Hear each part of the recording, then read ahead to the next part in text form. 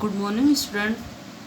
चलिए हम उसी वीडियो को आगे कंटिन्यू करते हैं। तो हम कहाँ तक समझ चुके थे? श्रृंगार रस के दोनों भेद, संयोग श्रृंगार और वियोग श्रृंगार, इसको हमने अच्छे तरह से पढ़ लिया, समझ लिया।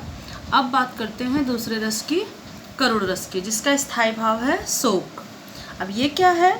देखिए, बंध विनाश या किसी मनचाही वस्तु की सदैव के लिए नष्ट हो जाने या उसका अनिष्ट होने पर जब हृदय शोक से भर जाता है तो वहाँ पर करुण रस उत्पन्न होता है। मतलब जब हमारी कोई अत्यधिक प्रिय वस्तु हमेशा हमेशा के लिए हमसे अलग हो जाती है और वापस उसके मिलने की सारी संभावनाएं खत्म हो जाती है, तब वहाँ पर करुण रस होता है।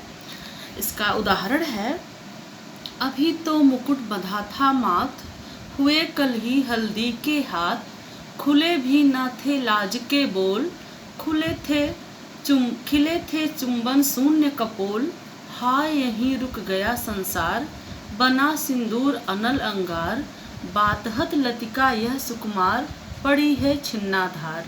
यहाँ पर जो दृश्य है उस नायिका का है, उस दुल्हन का है जिसका अभी अभी विवाह हुआ था और अभी हुए हल्दी के हाथ, अभी तो मुकुट बंधा था माथ, अभी अभी उनका विवाह हुआ था और खुले थे चुंबन शून्य कपोल, हाँ यहीं रुक गया संसार। मतलब अभी एक दूसरे से वो बात भी नहीं कर पाए थे, मिल भी नहीं पाए थे, अभी हाथों की मेहंदी भी नहीं छूटी थी और अभी ही उसके पति की मृत्यु हो जाती है, अर्थात नायक की मृत्यु हो जाती है।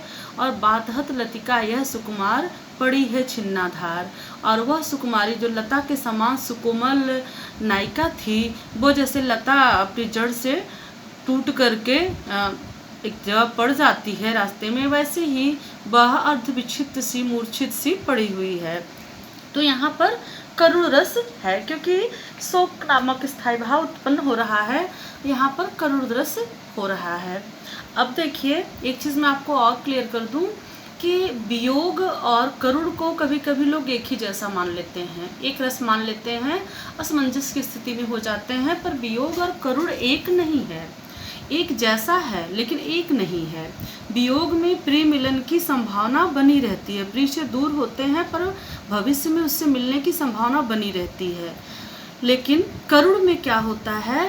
प्रिय वस्तु का सदैव के लिए विनाश हो चुका होता है, जैसे आग लग जाना, घर का जल जाना या बाढ़ में डूब जाना, प्रलय आ जाना या मृत्यु हो जाना आदि ऐसी चीज़ें होती है जिसके भविष्य में उस वस्तु को वापस पाने की संभावना पूरी तरह से खत्म हो चुकी होती है। ठीक है, अब हमारा अगला रस है तीसरा रस, वीर रस। अब वीर रस क्या होता है? इसका स्थायी भाव है उत्साह। शत्रु के उत्कर्ष को मिटाने के लिए, मतलब जब युद्ध लड़ने के लिए, किसी युद्ध या कठिन कार्य को करने के लिए, तथा दीनों का उद्धार, दीनों की दुर्दशा देख कर के मन में ग्लानि का भाव उत्पन्न हो और उसका उद्धार करने के लिए जो उत्साह उत्पन्न हो कि नहीं मैं बदल के रहूँगा, इसको ऐसे नहीं रहने दूंगा, इसकी स्थिति बदल के रहूँगा, मैं इसके लिए लड़ूंगा।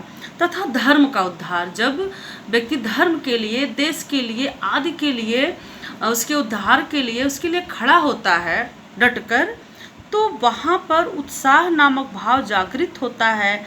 और इसी उत्साह नामक भाव के जागृत होने पर जो भाव उत्पन्न होता है वह क्या? वीर रस कहलाता है। जैसे उदाहरण है, चढ़ चेतक तलवार उठा, करता था भूतल पानी को, राणा प्रताप सिर काट काट, करता था सफल जवानी को। यहाँ पर महाराणा प्रताप के युद्ध का वर्णन है कि राणा प्रताप कैसे युद्ध करते थे, तो यहाँ पर वीर रस हुआ।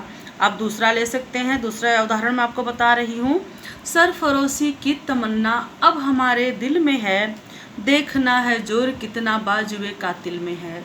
तो इन दोनों पदों में वीर रस है। जैसे आप वीर तुम बढ़े चलो, ये भी रख सकते हो वीर रस के उदाहरण में, या हिमाद्रित रंग श्रृंग से प्रबुद्ध शुद्ध भारती, स्वयं प्रभा समुज्जला स्वतंत्रता पुकारती आदि ऐसी रचनाएं, देशभक्ति की रचनाएं जो ऐसे भाव से, उत्साह से भरी हुई हो, वे सारी रचनाएं वीर रस के अंतर्गत आती है।